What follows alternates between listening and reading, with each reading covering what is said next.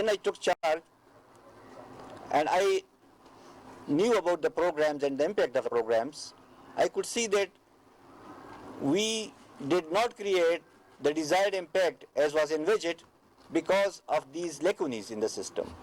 Programs were run vertically, there was poor coordination and collaboration. The interventions are cost ineffective.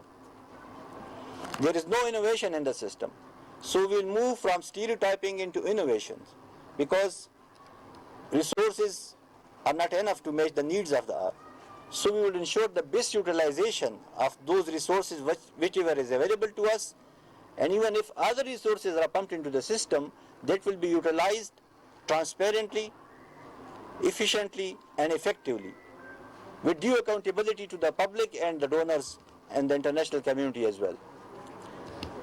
We have designed now a system that will be more robust, sensitive to the needs of the population, will be accountable to the population, and all processes would be implemented in the most transparent manner. We have designed now a system of digitalization of the health ministry. At the federal level, some success has been already implemented in that domain, and our data system IDMIS that takes care of almost all the vertical diseases, and the IDSR is another big contribution towards that.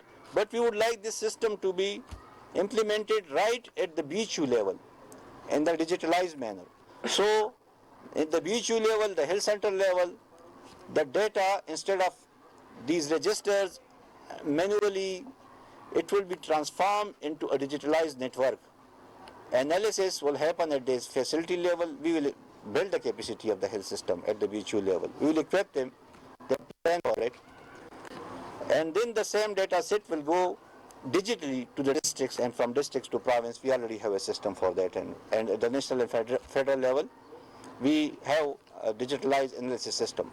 So that's how we can ensure transparency in the system, and also to assess how we are going, whether we are going in the right direction or the wrong. So the data and evidences will guide us. Any system that is responsive to the needs of the population and believes and go by data are least deceived by the challenges. The challenges will come. Pakistan is a resilient nation. Everybody knows Pakistani bravely fought against all kind of terrorism, wars, climate change impact, climate catastrophe like floods, natural disasters like quakes. But we showed resilience. And the same resilience we would like to be incorporated into the health system as well.